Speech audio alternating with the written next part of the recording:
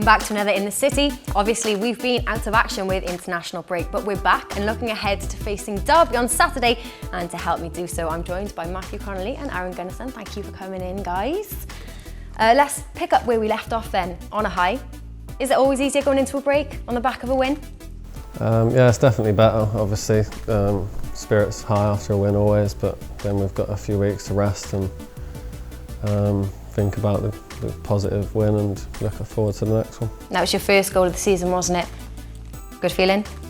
Yeah, it's been coming actually. I've been close quite a bit, so yeah, it was nice to finally score and hopefully I'll get a few more. First of many, no doubts. That being said though, going into international break, I mean, we've only had one defeat in the last 8 games. Do you see it more as a hindrance in perhaps interrupting a good form, or do you look ahead to the breaks as a milestone before the next? I think it's a bit of both. I mean, you can work on things obviously during an international break, but you obviously want to keep going and you want to be on the good form, and so I think it's a bit of both. But as a team, we just pick ourselves up again, and we need to keep going, and that's what we're about. So that's enough from me. We're going to head over to Twitter now. We've been asking people to tweet in with some questions for you both. So the first question comes in from Paul Grono. He's asking you both, which of you is the hardest tackler? I'd say Aron. Yeah, it's in the middle of midfield, strong and aggressive. Yeah. Yeah? Would you take that, Aron? Yeah, I think Connor's more casual. He's more casual. Goes with a casual slide tackle from time to time. And yeah. Next question then, in from Matthew Connolly fans. You got a fan club, Matt? Yay! I'd love to have a fan. Well, actually, no, I wouldn't. It would be horrible, I think. So he's asking, who's your favourite player, Matthew, that plays in your position? Probably Sergio Ramos from Spain. I think he's a great player, quite aggressive and gets sent off a bit, but on the other side he's a great footballer and scores goals, and yeah, he's won everything. I'd say English-wise, I'm a big fan of John Stones from Everton. I think he's obviously young, but he's playing the Prem every week and had a bit of, you know, the Everton to Chelsea move didn't really happen, but he's stuck with it. He seems to be a really good player. Our next question then, in from Ben Price. Gunnar, what happened to the beard and will it ever come back? Babyface Gunnar. Yeah, we lost against the Czech Republic. I obviously kept it because of our form with the national team, and so we lost against the Czechs, so I had to take it off. Will it ever come back? Not yet. I've got a little 8-month-old son who would definitely grab it and pull it. So yeah, exactly. So not yet. And our next question then is from Andrew Wright. Gunners, how far do you think Iceland will get in the Euros? It's a good question. I mean, you never know.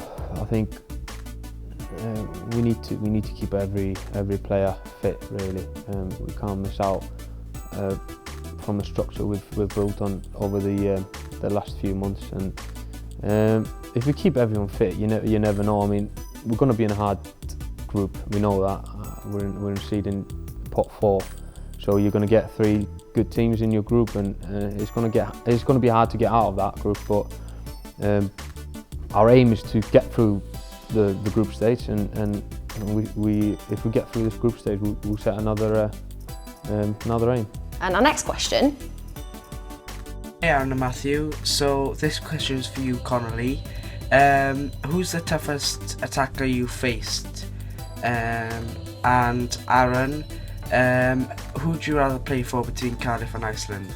Thanks, lads. That came in from Lou, and he's asked Connors, who's the toughest attacker you've ever faced?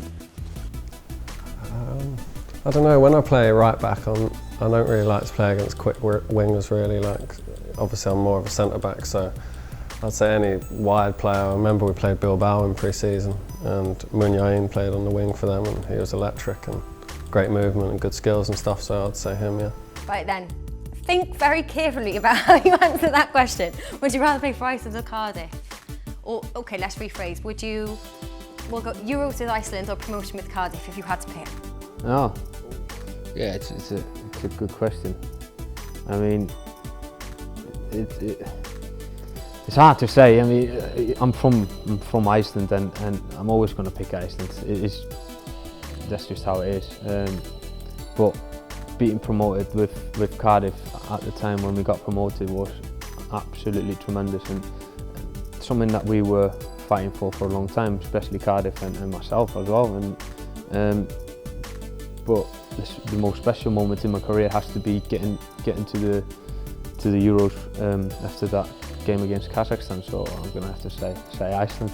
Well, you never know. This season could still bring joy on both fronts. You know, we could. Oh, was he still saying which one would I prefer?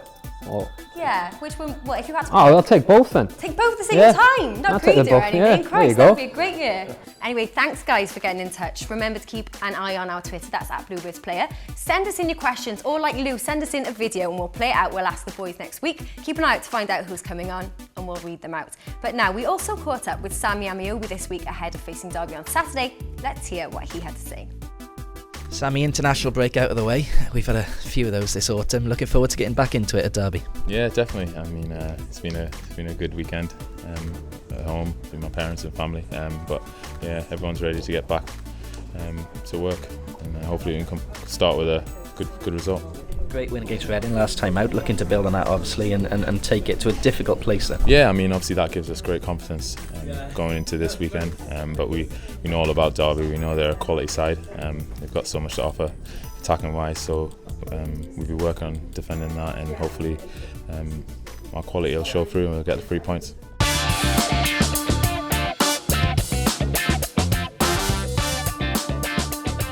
Cardiff City Football Club recently welcomed two of the new generations of young Chinese footballers, Cheng and Chi. The boys have since been training with the academy for a first-hand experience of UK football. A 9-man academy side held Crystal Palace to a 2-2 draw on Saturday. Full highlights of that match are available to watch on Cardiff City PlayerHD. After a controversial disallowed goal late on, Cardiff City's development side bowed out of the Premier League Cup on Tuesday following a 1-0 defeat to West Bromwich Albion. Those highlights will be up on PlayerHD for your enjoyment shortly. Sammy Ameobi and Theo Wharton visited Specsavers in Leckwith earlier this week for a meet and greet with the fans. Results from the Foundation's Football Performance Centres next, and Cowbridge beat Cruciciliog and King Henry VIII 3-1, whilst Abergavenny drew 5-5 with Cardiff City futsal team. Over to futsal, Cardiff City's A team beat Cheltenham Town a whopping 14-1. All of those goals are available to watch on Player. The women's team are through to the third round of the FAW Women's Cup after an 8-0 win over Camrose Ladies.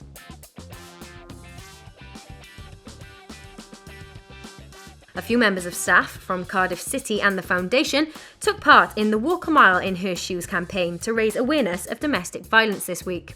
Well done, lads, you make it look easy.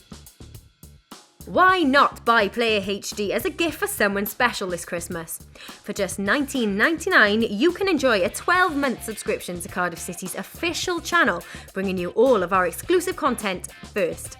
For more information, contact Player at cardiffcityfc.co.uk. After becoming ambassador for the Foundation's Premier League Kicks programme, Lee Selby stopped by at a session at the Calcutta Sports Centre in Barry, and we asked him why he wanted to get involved. I got involved because I can relate to all the youngsters. This is the area I grew up in, the Calcutta part of Barry. There is a lot of antisocial behaviour going on, so if I can help bring the youngsters off the streets, it'll mean the world to me.